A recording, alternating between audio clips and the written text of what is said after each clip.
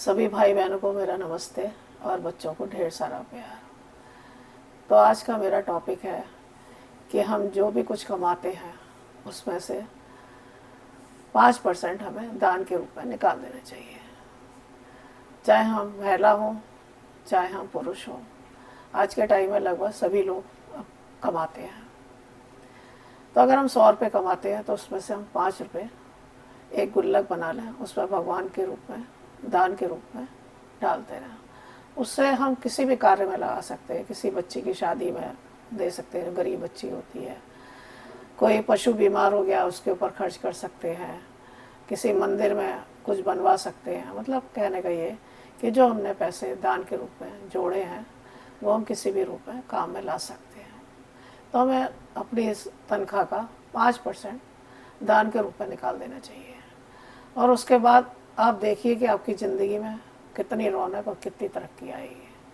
आप फिर ज़िंदगी में कभी पीछे मुड़ के नहीं देखेंगे, आप हमेशा आगे बढ़ते ही चले जाएंगे। तो इसी पर मैं एक आपको छोटी सी कहानी सुनाना चाहती हूँ। एक मज़दूर इंसान था, एक पति पत्नी थे। उनका उसका पति जो है मजदूरी करता था। उसके 2 पुत्र भी थे, यानी कि 4 लोग थे मिला के। तो मजदूर व्यक्ति जो था वो बेचारा 100 रुपये कमा कर लाता था। 100 रुपये कमा कर लाता था तो उसमें से वो 20 रुपये भगवान के दान के लिए निकाल देता था। उसका अपना नियम था। और 80 रुपये वो अपने खर्चे के लिए रखता था। अब वो उससे उसका खर्चा पूरा घर का नहीं हो पाता था, क्योंकि 4 लोग थे तो खर्चे में कुछ दिक्कतें भी आती थी। तो बच्चे उसके 4-5 साल के थे तो उनका भी खर्चा था।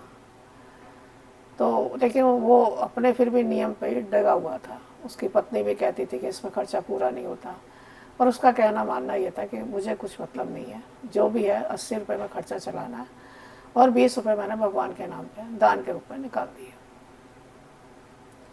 तो उसके थोड़े बच्चे बड़े होते हैं, तो वो 7-8 साल के हो जाते हैं। तो वो अपने पिता से पूछते हैं कि पिताजी, अब घर का खर्चा पूरा नहीं होता है तो आप 20 रुपये क्यों निकालते हैं? 100 के 100 घर के खर्चे के लिए रख लिया करें। तो वो बच्चों से कहता है कि नहीं, ये मेरा अपना नियम है और मैं 20 रुपये दान के रूप में रोज़ निकालूंगा। तो उसका यही रूटीन रहता था कि वो 100 रुपये मजदूरी मिलती तो उसको 100 रुपये उसमें से 20 रुपये निकाल दिया और 80 रुपये में घर का खर्चा चला लिया। उसका डेली रूटीन यही था। ऐसा करते करते उसके बच्चे 8-9 साल के हो गए और एक दिन उसकी अचानक से मृत्यु हो जाती है। अब कोई सोचेगा कि वो इतना अच्छा काम करता था तो फिर अचानक से उसकी मृत्यु क्यों हो गई? तो भगवान जो है ना, हमेशा देता भी है तो साथ में लेता भी है। ये विधि का विधान है। तो अब वो पता नहीं किस रूप में देगा ही देगा, लेकिन इस रूप में फिलहाल उसने उनके पिता को ले लिया। अब वो बच्चे बहुत छोटे उम्र के होते हैं, लड़कपन होता है उनमें, तो सोचते हैं, पूछते हैं अपनी माँ से कि हमारे पिता कहाँ गए। तो 8-9 साल के बच्चे को इतना सब समझ में नहीं होता है कि मृत्यु क्या होती है। तो माँ भी बच्चों को हमेशा बहलाने के लिए यही बोल देती है कि भगवान के पास बच्चे गए, पिता गए तुम्हारे। तो वो भी अपने बच्चों को कह देती है कि तुम्हारे पिता भगवान के पास गए। तो भगवान कहाँ रहते हैं? तो उन्होंने कहा वो तो कैलाश पर्वत पर रहते हैं और हर इंसान वहीं जाता है।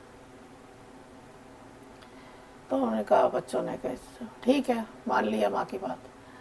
अब एक दिन क्या होती है, माँ मजदूरी के लिए गई हुई होती है और बच्चे घर में होते हैं। तो अब बच्चे हैं, उनका दिमाग तो उतना ही रहेगा। तो उन्हें लगता है एक दिन कि आज हम भगवान के पास जाते हैं और अपने पिता को वापस लेके आते हैं।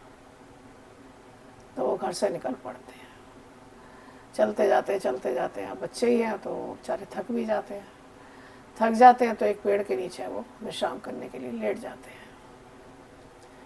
और जब लेट जाते हैं तो वृक्ष जो होता है वो बरगद का होता है।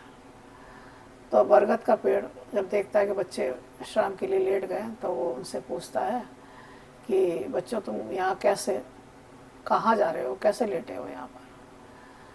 तो वो कहते हैं कि ऐसे ऐसे हमारे पिता की मृत्यु हो गई है और हम भगवान से उन्हें वापस लेने जा रहे हैं। तो उनका भोलापन, मासूमपन है। तो बरगद का पेड़ सुनता है, तो कहता है अगर आप भगवान के पास पहुंच जाओ तो मेरी भी एक प्रार्थना है कि उनसे पूछ के आना कि मैं हजारों वर्ष से यहाँ पर खड़ा हुआ हूँ और सबको अपनी छाया दे रहा हूँ, पर मेरी आज तक मुक्ति नहीं हुई है। तो आप जब जाओ भगवान के पास तो मेरे लिए ये इसका उत्तर जरूर पूछ के आना। तो वो कह देते हैं ठीक है। बच्चे चले जाते हैं, आगे चलते चलते जाते हैं तो क्या होता है कि एक बहुत ज़्यादा सेठ, मतलब बहुत पैसे वाला इंसान मिलता है। और उस सेठ का काम होता है कि मैं जो प्यासे लोग हैं उनको पानी पीने का इंतजाम कर दिया जाए। वो बेचारा जहाँ भी कुआं खुदवाता है देखता है उसमें एक बूंद पानी नहीं आता, और फिर बेचारा दूसरी जगह खुदवाता है। इस तरह से वो करता रहता है, लेकिन जितने भी कुएं खुदवाता है उसमें कहीं भी उसका जल नहीं दिखाई देता, यानी कि उसकी सारी मेहनत, सारा पैसा बेकार जाता है। तो वो भी ऐसे ही कुआं खुदवा रहा होता है, तो बच्चे वहाँ से निकल के जाते हैं। तो वो पूछता है बच्चों से कि बच्चों तुम कहाँ जा रहे हो? तो वो सेठ को कहते हैं कि ऐसे ऐसे हमारे पिता की मृत्यु हो गई है, तो हम जा रहे हैं वहाँ पर और अपने पिता को वापस लेके आएंगे कैलाश पर्वत से। तो सेठ कहता है कि ठीक है, भगवान से जाके मेरी भी एक प्रश्न है, उसका उत्तर लेके आना कि मैं इतना प्रयास करता हूँ कि लोगों की प्यास बुझवा सकूँ और इसके लिए मैं इतने कुएं खुदवाता हूँ, लेकिन मुझे कोई इसका परिणाम नहीं मिलता, किसी भी कुएं में पानी नहीं निकलता है। तो तुम मेरा भी प्रश्न का उत्तर जरूर लेके आना। तो बच्चे कहते हैं ठीक है। आगे जाते हैं तो एक नदी पड़ती है। नदी पड़ती है तो उसमें पार करने की कोशिश करते हैं, पार करके आगे जाते हैं तो एक मछली टकराती है। मछली टकराती है तो फिर वो पूछती है कि भाई बच्चों से कि तुम कहाँ जा रहे हो? तो बच्चे वही बात फिर दोहराते हैं जो अभी तक दोहराते आ रहे थे। तो मछली कहती है कि देखो, मुझे भी, मेरे भी कई युग, मतलब कई वंश जो है बदल गए, लेकिन मेरी अभी तक भी मौत नहीं हुई है, यानी कि मेरे को अभी भी मोक्ष की प्राप्ति नहीं हुई है। पता नहीं मुझसे भी क्या गलत काम हुआ है, तो मैं आज तक ही मछली ही बनी हुई हूँ। तो आप मेरे बारे में ही पूछ के आना। तो बच्चे कहते हैं कि ठीक है, पूछ के आएंगे। वो चले जाते हैं कैलाश पर्वत, धीरे धीरे पहुँचते पहुँचते वो कैलाश पर्वत पहुँच जाते हैं, महादेव से मिल लेते हैं। अब महादेव से जब मिलते हैं तो कहते हैं कि हमारे पिता कहाँ हैं? तो महादेव, पिता तो वहाँ होते ही नहीं है, वहाँ तो कुछ है ही नहीं। तो फिर वो अपने जो रास्ते में उन्हें लोग मिलते हैं तो उनके बारे में कहते हैं कि ऐसे ऐसे हमको एक मछली मिली थी, तो उसने ये पूछा कि मेरी मुक्ति नहीं हो रही है और पता नहीं मुझे सालों साल, हजारों साल हो गए, ऐसे ही मेरे आगे कई पीढ़ियाँ बीत गई। तो वो कहते हैं कि ठीक है, तुम जब यहाँ से जाओगे ना तो मछली से कहना कि तुम्हारे पेट में जो अमृत है ना, वो अमृत लोगों को बांट दे, तो उससे उसकी मुक्ति हो जाएगी। तो कहा ठीक है। फिर वो बताते हैं कि एक हमें बहुत बड़ा सेठ मिला था, अपार पैसा था उसके पास में, पर वो कुएं खुदवाता है लोगों के पानी के प्यास के लिए, पर उसमें से पानी नहीं निकलता है, तो वो बहुत दुखी है। तो उसने भी हमसे कहा कि भाई हमारे लिए भी पूछ के आना। तो फिर भगवान कहते हैं कि तुम उससे जाकर कहना कि तुम्हारी 2 पुत्रियाँ हैं, उन पुत्रियों का कन्यादान अगर वो कर देंगे ना तो जीवन में उनकी सारी परेशानियाँ दूर हो जाएंगी और किसी बात की उनको कोई कमी नहीं रहेगी। ठीक है। अब आ जाते हैं वृक्ष के बारे। फिर वो वृक्ष के बारे में पूछते हैं। तो फिर वहाँ पर भी भगवान कहते हैं कि वृक्ष के पास में ज्ञान बहुत है, तो उससे कहना कि वो अपना ज्ञान बांट दे, तो फिर उसके लिए मोक्ष की प्राप्ति हो जाएगी।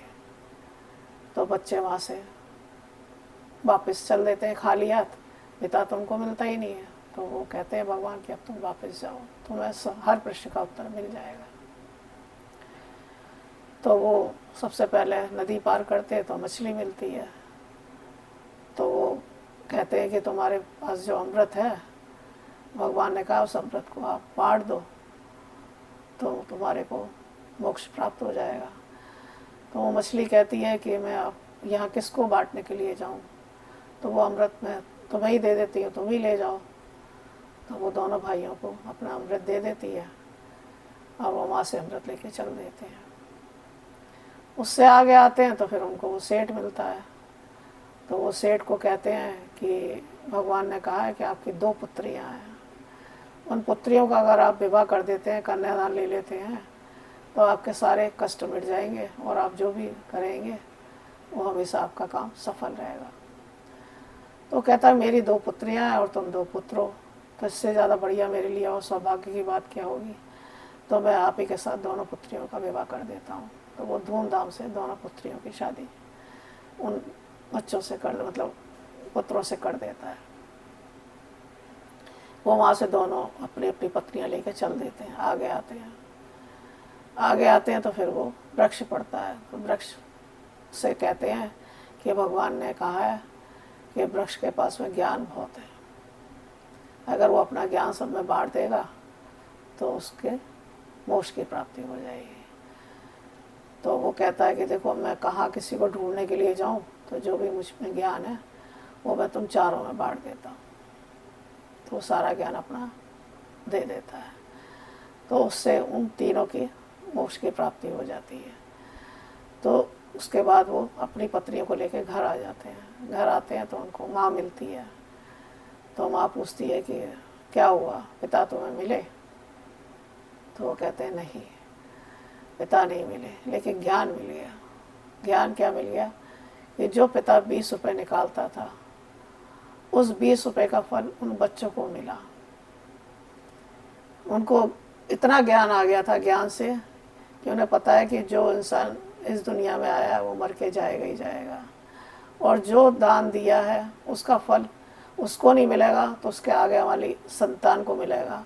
वो वापस ज़रूर मिलता है, किसी भी रूप में मिला, कहीं भी मिला, वो ज़रूर मिलता है। तो उन बच्चों को इतना अधिक ज्ञान आ गया था कि फिर उन्होंने कोई जवाब सवाल नहीं किया भगवान से, और वो समझ गए कि हमारा पिता जो दान करता था वो आज हमें किस रूप में मिला है।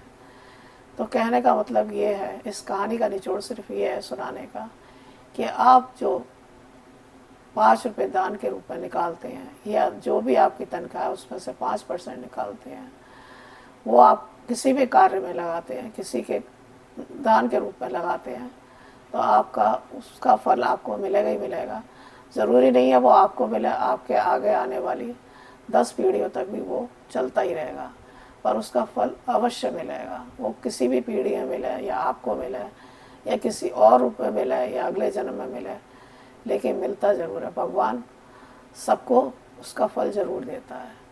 तो ये मेरे अपने एक विचार थे कि इंसान को अपने में से थोड़ा सा दान निकालना चाहिए। आपको मेरे विचार कैसे लगते हैं तो आप मुझे ज़रूर बताएं, और मेरे वीडियो को लाइक, शेयर और सब्सक्राइब करिए। मैं एक और नए वीडियो में आपसे मिलती हूँ।